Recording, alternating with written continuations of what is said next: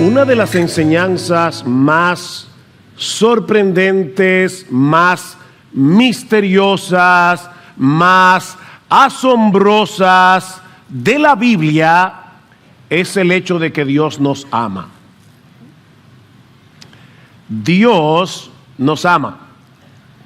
Ahora, yo sé que para mucha gente esta verdad no tiene nada de extraordinaria, porque ellos asumen que el amor de Dios es lo más natural del mundo.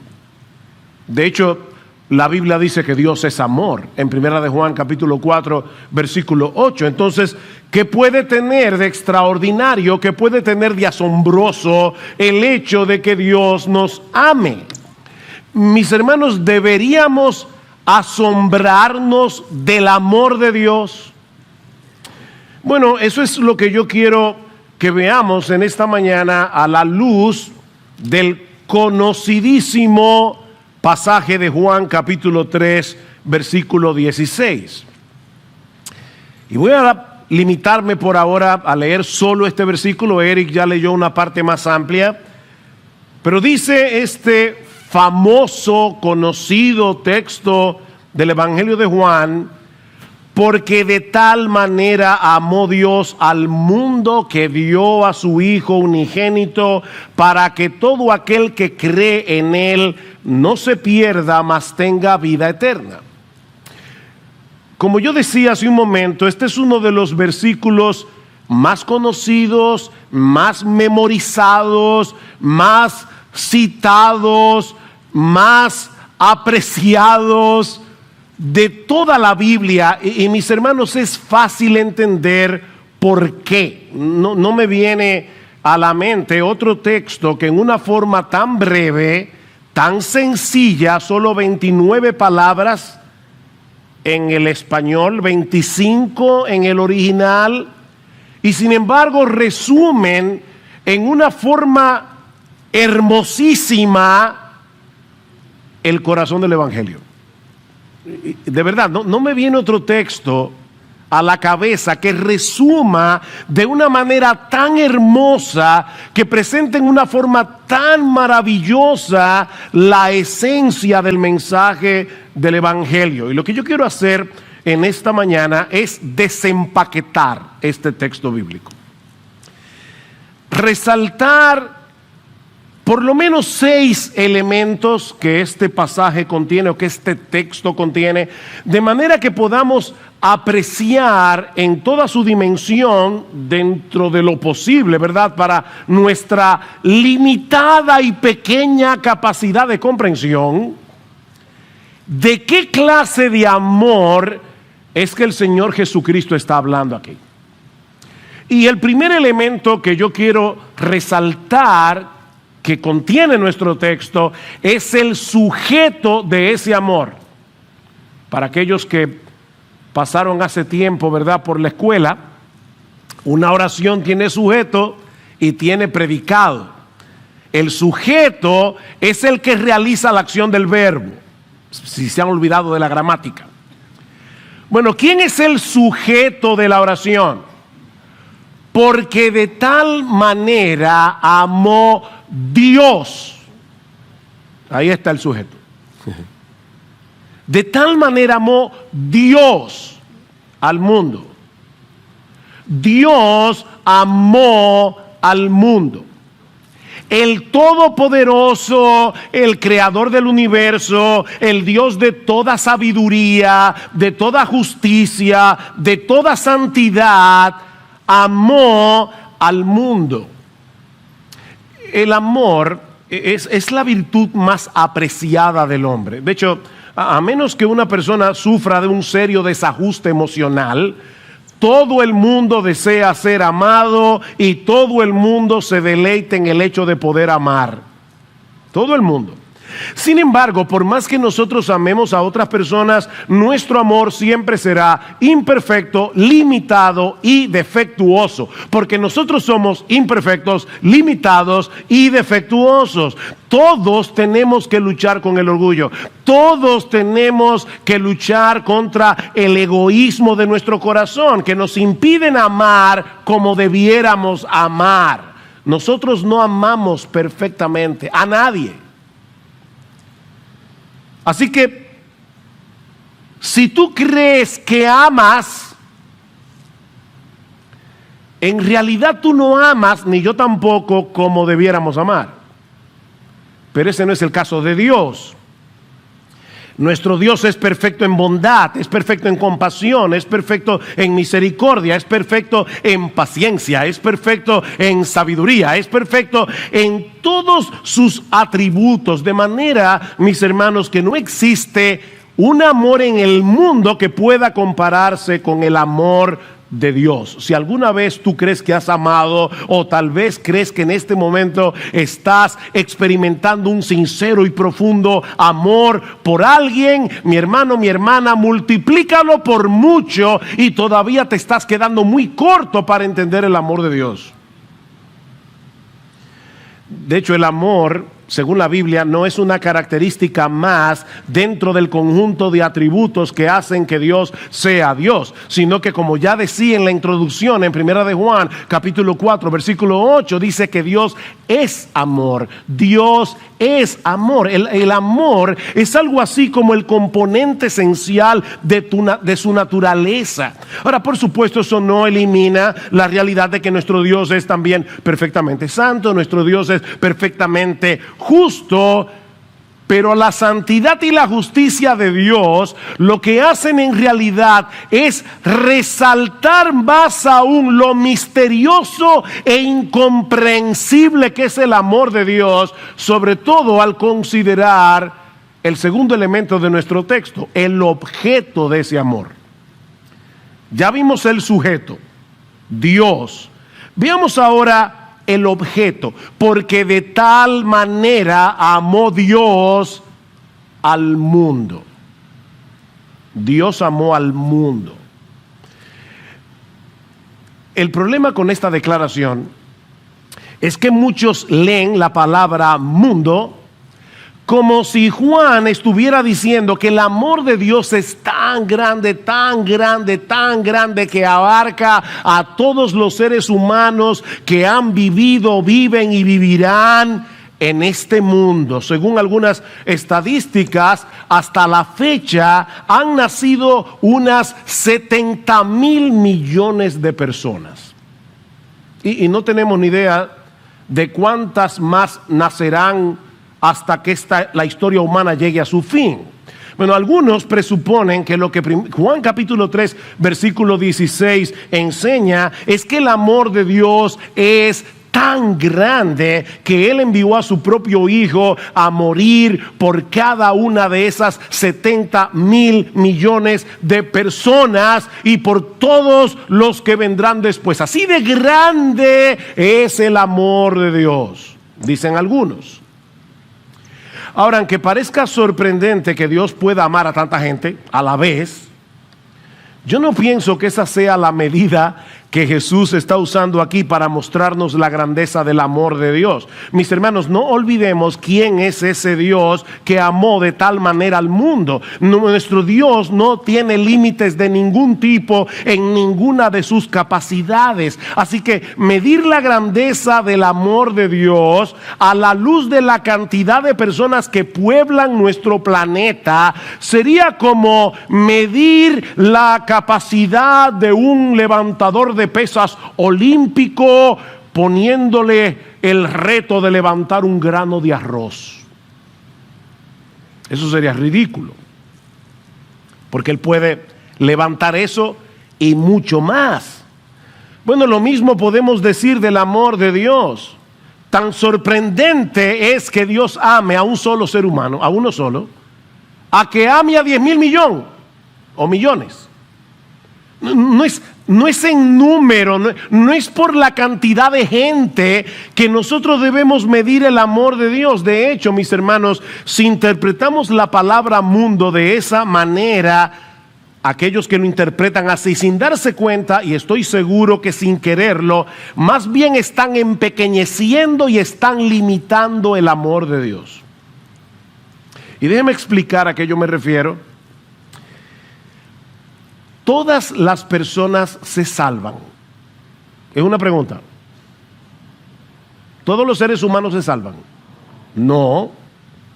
De manera que si interpretamos la palabra mundo como significando todos los que han vivido, viven y vivirán en el planeta, tenemos que llegar a la conclusión de que lo único que hace Dios a favor de todos los individuos que viven en el mundo fue abrirles un camino de salvación y luego dejar en las manos de cada cual que se salve.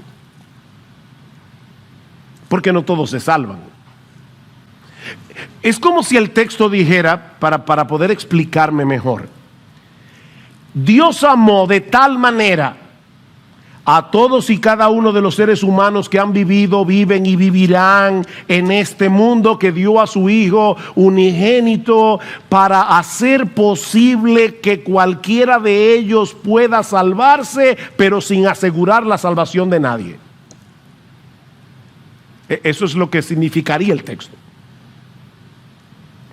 Viéndolo de ese modo, el amor de Dios no sería lo suficientemente grande como para asegurar la salvación de ningún ser humano en particular. Pero mis hermanos, es imposible que interpretemos el texto de esta manera. Noten que esta declaración está en el contexto de la conversación que Jesús tuvo con Nicodemo. Es por eso que Juan 3:16 comienza con un porque. Ese porque conecta lo que el Señor va a decir ahora con lo que había venido diciendo antes.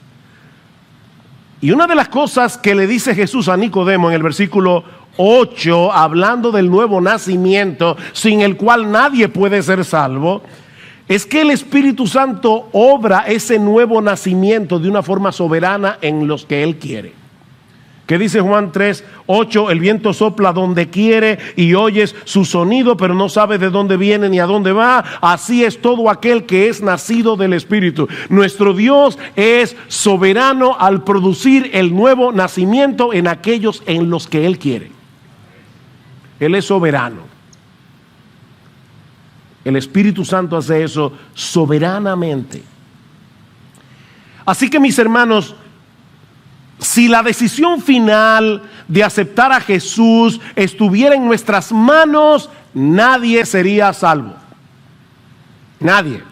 Primero, porque nadie puede hacerse nacer a sí mismo, de nuevo. ¿Quiénes de ustedes son responsables de su propio nacimiento físico? ¿Quién de ustedes decidió, yo voy a nacer? Eso no lo decide nadie. Tú ni sabías que te estaban engendrando y tampoco te diste cuenta de tu parto aunque estabas ahí. Bueno, lo mismo pasa con el nuevo nacimiento. Es Dios el que nos pare otra vez. El nuevo nacimiento es una obra de Dios, es una obra soberana del Espíritu Santo. Así que si Dios hubiera dejado en nuestras manos salvarnos, nadie sería salvo. Porque nadie puede entrar en el reino de los cielos sin nacer de nuevo, y nadie puede nacerse de nuevo a sí mismo. Pero por otro lado, ninguno de nosotros está inclinado a creer en Cristo. Para nada. ¿Qué dice Juan capítulo 1 versículos 12 y 13? Dice Juan: pero a todos los que les recibieron les dio el derecho de llegar a ser hijos de Dios. Es decir, a los que creen en su nombre. Todos los que creen en su nombre son hijos de Dios. Pero ahora escucha: que no nacieron de sangre, ni de la voluntad de carne, ni de la voluntad del hombre, sino de Dios. Dios los engendró. De hecho, noten lo que sigue diciendo Juan en el versículo 18, Juan capítulo 3. el que cree en Él no es condenado, pero el que no cree ya ha sido condenado porque no ha creído en el nombre del unigénito Hijo de Dios. Y este es el juicio, que la luz vino al mundo y los hombres amaron más las tinieblas que la luz, pues sus acciones eran malas. Porque todo el que hace lo malo odia la luz y no viene a la luz. Déjenme hacerles una pregunta, hermanos. ¿Cuántos seres humanos del planeta hacen lo malo? ¿El 90%? ¿El 99%? ¿El 100%? Y Juan dice aquí: todo el que hace lo malo odia la luz. Así que todos los seres humanos nacen odiando la luz, odiando la luz, aborreciendo la luz, no queriendo venir a la luz. No hay quien haga lo bueno, dice Pablo, no hay ni siquiera uno. Ok, entonces, ¿qué significa que Dios amó al mundo? Ya vimos que no significa todos los seres humanos que han vivido, viven y vivirán en el mundo. ¿Qué significa entonces? Cuando Juan usa la palabra mundo en su evangelio, usualmente es para referirse al sistema de maldad imperante en este mundo caído y que se opone radicalmente a Dios y a sus caminos. Por ejemplo, en Juan capítulo 15, versículo 18, Jesús le dice a sus discípulos: si el mundo os aborrece, sabed que a mí me ha aborrecido antes que a vosotros. El mundo del que Juan está hablando aquí es un mundo que aborrece a Jesús. Y es por eso que aborrece a los que son de Jesús. De manera que la palabra mundo en Juan 3:16 señala a una humanidad caída que aborrece a Dios, que ama su pecado, y precisamente por eso es tan sorprendente que Dios haya decidido amar ese mundo. Mis hermanos, lo maravilloso, lo sorprendente, lo extraordinario, lo misterioso del amor de Dios no es que Él haya decidido amar a un mundo poblado por tanta gente, sino que Él haya decidido amar a un mundo de gente tan mala. ¿Ven la diferencia? O sea, el asunto no es cuánta gente hay en este mundo, no, es cuán malas son o cuán malos somos los que poblamos este mundo. Y Dios, que es perfectamente santo, que es perfectamente justo, que aborrece el pecado con cada fibra de su ser, que el pecado es completamente antagónico a su naturaleza, y aún así Dios decidió amar a personas de este mundo. Porque de tal manera amó Dios al mundo. Y lo sorprendente, mis hermanos, es lo que Dios estuvo dispuesto a hacer por amor a ese mundo tan aborrecible. Lo que nos lleva al tercer elemento. Ya vimos el sujeto de este amor, Dios. El objeto de este amor, el mundo. Veamos ahora en tercer lugar el don sacrificial de este amor. ¿Qué fue lo que hizo Dios? Decirle al mundo: yo te amo. De paso, esposos, esposas, el amor no es de palabras solamente. El amor no se ve por lo que nosotros decimos, el amor se ve en lo que hacemos. ¿Qué hizo Dios? De tal manera amó Dios al mundo que dio a su Hijo unigénito. Ahí está el amor. Ahí está el don del amor. Dios el Padre amó tanto a este mundo que estuvo dispuesto a desprenderse de lo que Él más ama para salvar a pecadores que lo aborrecen. Padre, déjenme hacerles una pregunta. ¿Tú estarías dispuesto a que uno de tus hijos donara un riñón para salvarle la vida a tu peor enemigo? Sobre todo sabiendo que probablemente donar el riñón de tu hijo, que es compatible con tu enemigo, le puede provocar la muerte de tu hijo. Bueno, en el caso de Dios, no es simplemente que Él pensaba en la posibilidad de que su hijo perdiera la vida. Es que Él envió a su hijo para que la perdiera. Por amor a ti, que cuando éramos inconversos odiábamos a Dios. Ay no, pastor, yo nunca he odiado a Dios. Bueno, tú no odias al Dios de tu propia invención, pero sí al de la Biblia, porque si no lo odiaras ya hubieras venido arrepentido a sus pies.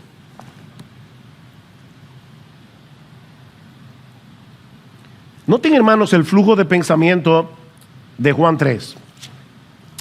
Y comencemos en el versículo 14, porque nosotros comenzamos en el 16, es tan famoso el texto, ¿verdad? Porque de tal manera amó Dios al mundo, pero el Señor viene hablando de algo, y dice en el versículo 14, como Moisés levantó la serpiente en el desierto, así es necesario que sea levantado el Hijo del Hombre, para que todo aquel que cree en Él que tenga en Él vida eterna, porque de tal manera amó Dios al mundo. El Señor está haciendo alusión aquí a un episodio en la historia de Israel que se encuentra en el capítulo 21 del libro de Números. En un momento dado, los israelitas pecaron tan gravemente contra Dios que el Señor les envió como castigo serpientes venenosas. Y cuando un israelita era mordido por la serpiente, moría al poco tiempo.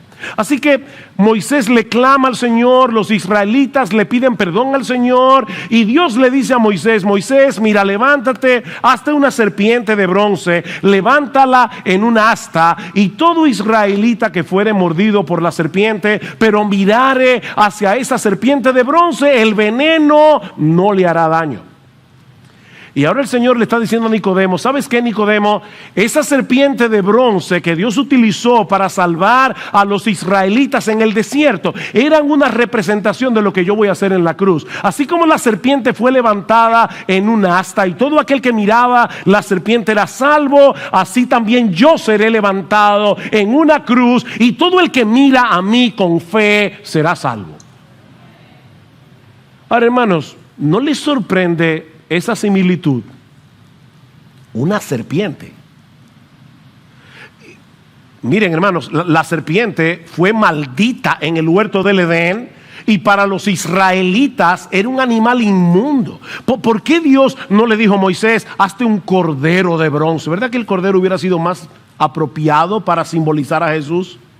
Hazte un cordero de bronce y todo el que mirare al cordero será salvo. No, una serpiente. ¿Por qué una serpiente? Porque nuestro Señor Jesucristo tenía que ser hecho maldición en la cruz del Calvario para que tú y yo pudiéramos ser salvos de la ira de Dios. Tenía que ser una serpiente. ¿Qué dice el apóstol Pablo en 2 Corintios 5:21? Al que no conoció pecado, por nosotros Dios a él lo hizo pecado, al Hijo Santo de Dios lo hizo pecado para que nosotros fuésemos hechos justicia de Dios en él. Y Pablo dice en Gálatas capítulo 3 versículo 10 que Cristo nos redimió de la maldición de la ley, hecho por nosotros maldición, porque escrito está, maldito todo aquel que fuere colgado en un madero. Óyeme, mi hermano, mi hermana, Cristo fue maldito de Dios por culpa tuya y por culpa mía. Así de grande es el amor de Dios. Así de grande es el amor de Dios. Cristo es el hoyo negro que absorbe toda la ira que tú y yo merecemos por causa de nuestros pecados. ¿Y por qué Dios estuvo dispuesto a hacer algo así? Por su amor. Por su amor, porque de tal manera es tal la grandeza del amor de Dios que pudo vencer su propia animadversión hacia la pecaminosidad del mundo y entregar lo que Él más ama por personas que lo odian. Esa es la gran enseñanza de Juan 3:16. Fue por amor a un mundo de gente pecadora que Dios entregó a su Hijo unigénito, por ese mundo que le dio la espalda, por ese mundo que constantemente pisotea su ley moral. Así de grande es el amor de Dios. Ahora, no olviden, por favor, que todos nosotros pertenecíamos a ese mundo antes de venir a Cristo. O sea, aquí no estamos hablando de esos perversos pecadores que están allá afuera. ¿Qué le dice el Señor a sus discípulos en Juan capítulo 15? Si fuerais del mundo, el mundo amaría lo suyo, pero porque no sois del mundo, antes yo os elegí del mundo, por eso el mundo os aborrece. Ustedes también pertenecían al mundo, le dice Jesús a sus discípulos. La única razón por la que ustedes ahora no pertenecen a ese sistema de maldad es porque yo soberanamente, antes de la fundación del mundo, los elegí del mundo para que sean míos. Yo los elegí del mundo y los aparté del mundo para que ahora me pertenezcan a mí. De manera, mi hermano, mi hermana, que la única razón por la que ya no pertenecemos al mundo, la única razón por la que somos del Señor es porque Dios nos amó cuando nosotros no le amábamos. Primera de Juan 4:19, nosotros le amamos a Él porque Él nos amó primero. El amor de Dios nos conquistó. El amor de Dios venció nuestra hostilidad para traernos a Cristo y hacernos partícipes de su amor. Conozco una pareja de esposos, ya les dañé la historia, donde el individuo se enamora de esta muchacha y ella no le hacía caso. Así que él se propuso conquistarla y comenzó a mandarle una rosa todos los días durante un año entero. Esto no es una historia de esa que aparece en las ilustraciones de los libros. Yo conozco a la pareja, ellos no contaron su historia. Una rosa todos los días, por un año entero, y ella sin hacerle caso. ¿Saben lo que hizo él? Decidió dejar de mandarle la rosa. Y entonces ella comenzó a preguntar, ¿qué es lo que está pasando? Y así la conquistó.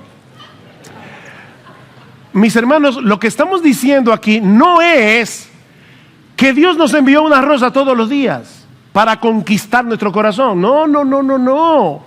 Es que Dios envió a su Hijo que se hizo hombre y murió en la cruz del Calvario para perdonar todos nuestros pecados. Y no contento con eso, después envió a su Espíritu Santo para que cambiara tu corazón de piedra en un corazón de carne y así poderte atraer con cuerdas de amor a la cruz del Calvario.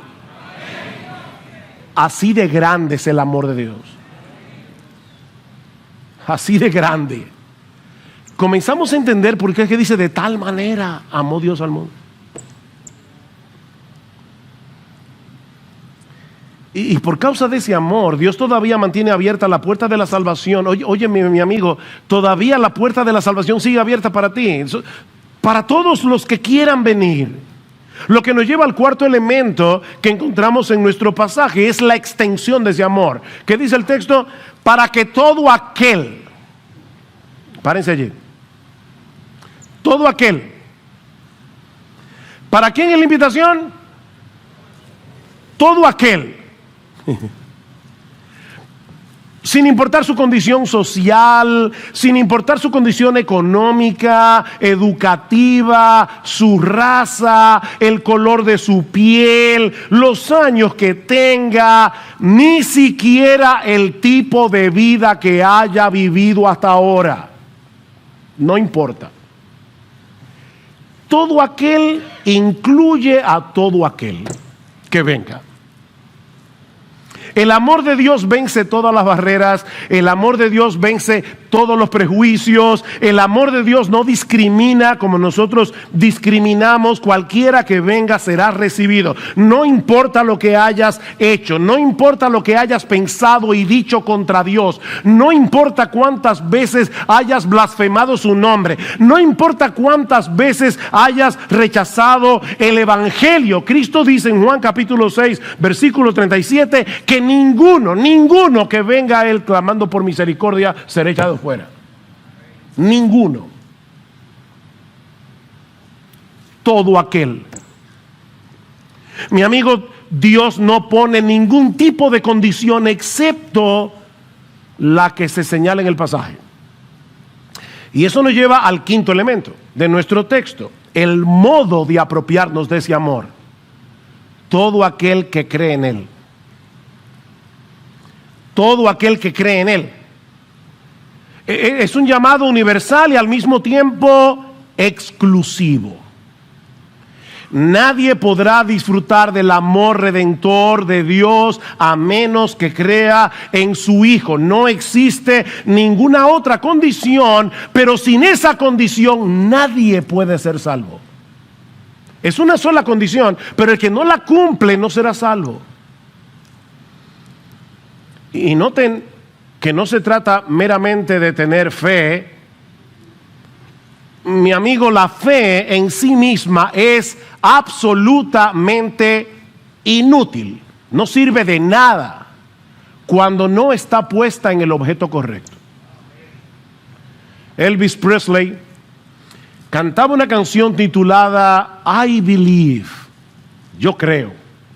Y en una de sus estrofas él decía: cada vez que escucho llorar a un bebé recién nacido, o toco la hoja de un árbol, o miro al cielo, entonces sé por qué yo creo. Pero la canción no decía creer en qué o creer en quién. ¿Han oído esa frase, verdad? La fe mueve montañas. No, la fe no mueve ni una hormiga. La fe no hace nada. El que mueve montañas es Dios. Por medio de la fe en su Hijo. La demanda del Evangelio es muy específica. Es que creamos en Cristo y en nadie más. Y no simplemente que creamos en Cristo. Porque Nicodemo, otra vez el contexto del pasaje, le dice: Señor, yo sé que tú has venido de Dios como maestro. Y Cristo le dice: ¿sabes qué, Nicodemo? No me estás halagando con eso, porque creer simplemente que yo soy un maestro, o creer que yo soy un gran hombre, o creer que yo soy un individuo adelantado para su época, no te va a salvar. Es creer en mí como aquel que será levantado en una cruz, para que todo aquel que crea en ese crucificado no se pierda, mas tenga vida eterna. Así que ni siquiera se trata de creer en Cristo. Es creer en Cristo como aquel que murió en una cruz para pagar nuestra deuda con la justicia del Padre. Es creer en eso. El llamado del Evangelio. ¿Qué dice el versículo 18 otra vez? El que cree en Él no es condenado, pero el que no cree ya ha sido condenado porque no ha creído en el nombre del unigénito Hijo de Dios. ¿Saben que algunas personas creen que llegar al cielo es como cruzar un río con un bote? Y ellos dicen: si tú usas únicamente el remo de la fe, vas a dar vuelta en círculos. Si tú usas únicamente el remo de las obras, vas a caminar en círculo, pero contrario. Pero si tú usas el remo de la fe más el remo de las obras, vas a llegar al otro lado del río. El problema es que nosotros no vamos a llegar al cielo en bote. Nosotros vamos a llegar al cielo en Cristo. Vean otra vez el versículo 15. Para que todo aquel que cree tenga en Él, eso es importante, vida eterna, en Él. No vas a llegar al cielo en bote, vas a llegar al cielo en Cristo, por medio de la fe. Yo soy el camino y la verdad y la vida, dice el Señor en Juan 14:6. Nadie viene al Padre sino por mí. Él es el único camino. Mi amigo, todas las otras vías inventadas por los hombres te llevan hacia un destino equivocado. No importa lo sincero que seas en tu creencia. Dice en la Escritura hay camino que al hombre le parece derecho, pero su fin es camino de muerte. Si te tomas un negro eterno creyendo que es jugo de naranja, te vas a morir igualito. Para los que no son dominicanos, negro eterno es un veneno que usamos aquí para las ratas. Es en Cristo y solo en Él que podemos ser salvos. Y eso nos lleva al último elemento de nuestro texto. El glorioso resultado de este amor Porque de tal manera amó Dios al mundo que dio a su Hijo unigénito para que todo aquel que cree en Él no se pierda, mas tenga vida eterna. He aquí las únicas dos opciones para toda la raza humana: salvación o perdición. Y lo que hace la diferencia es el Señor Jesucristo.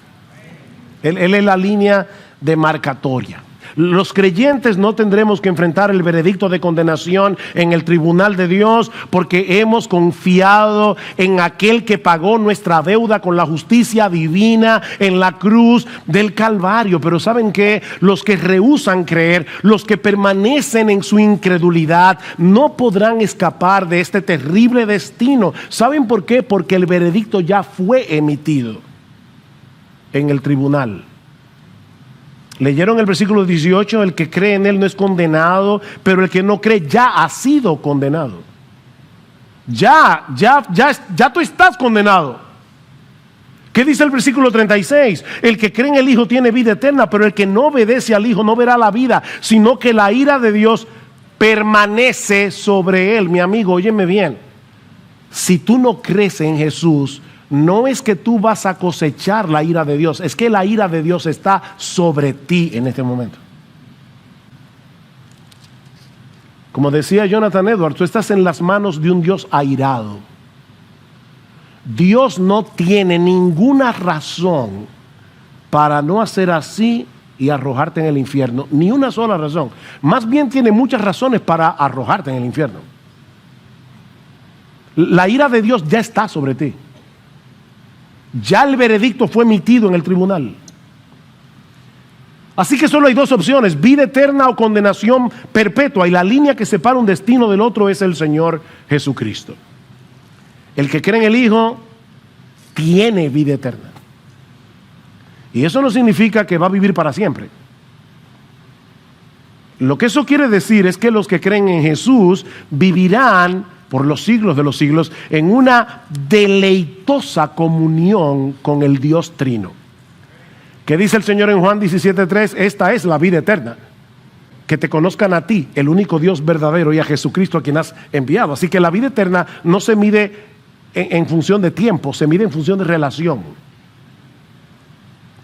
Yo soy el pan de vida, dice Jesús. El que a mí viene nunca tendrá hambre, el que a mí cree no tendrá sed jamás. Solo en Cristo hay verdadera satisfacción, porque solo Él nos reconcilia con el ser más extraordinario, más hermoso, más majestuoso, más maravilloso de todo el universo.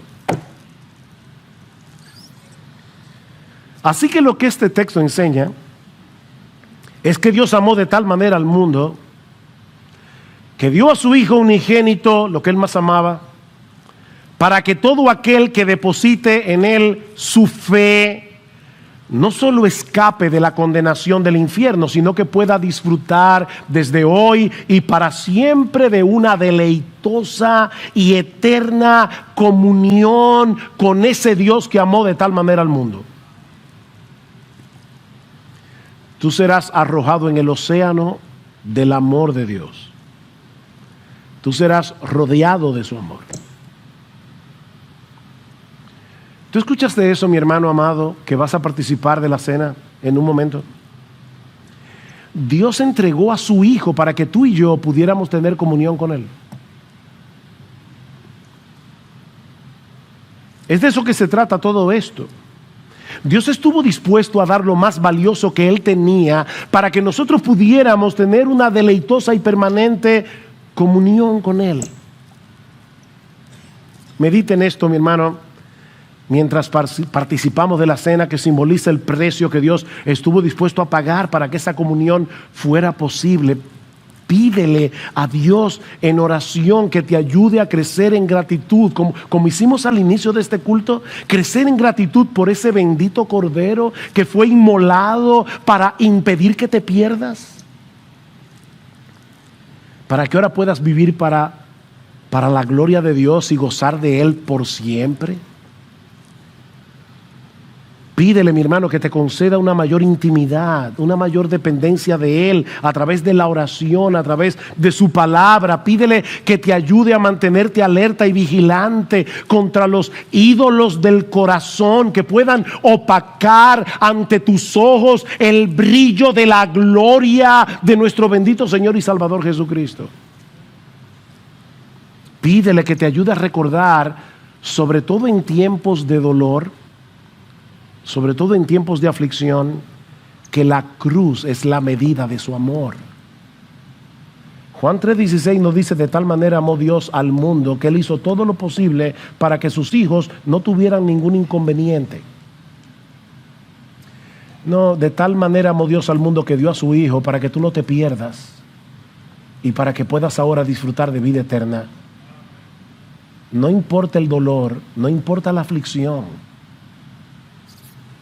Decía el puritano Richard Sibbes: no midas el amor y el favor de Dios con tus propios sentimientos. El sol brilla tan claramente en el día más oscuro como en el más brillante. La diferencia no está en el sol, sino en algunas nubes que impiden la manifestación de la luz. Puede ser que en este momento tú tengas unas cuantas nubes muy negras sobre tu cabeza, pero ¿sabes qué? El sol sigue brillando igual, como sigue brillando el amor de Dios, que dio a su Hijo por amor a ti, por amor a mí. Y mi amigo, si tú estás aquí sin Cristo, si aún no has venido a Él en arrepentimiento y fe, yo te pregunto, ¿cómo tú vas a responder en esta mañana al sorprendente e incomprensible amor de Dios? Porque déjame decirte algo, no hacer nada es hacer algo. Si tú escuchas lo que Dios estuvo dispuesto a dar para que los pecadores no se pierdan y tú decides no hacerle caso a eso, si tú decides ser indiferente a este mensaje, ya tú estás haciendo algo. Tú estás rechazando el regalo de Dios en Cristo para tu propia perdición, para tu propio perjuicio. Y yo te pregunto, mi amigo, ¿tú vas a despreciar a Cristo en esta mañana? ¿O vas a venir humillado a Él clamando que te salve? Oh, que el Señor bendiga su palabra con poder en este mismo instante. De tal manera que muchos sean convencidos de su pecaminosidad, que muchos sean convencidos de su condenación, que vean a Cristo como el extraordinario y maravilloso y todo suficiente Salvador que su alma necesita. De modo que aquí ahora vengan a Él para ser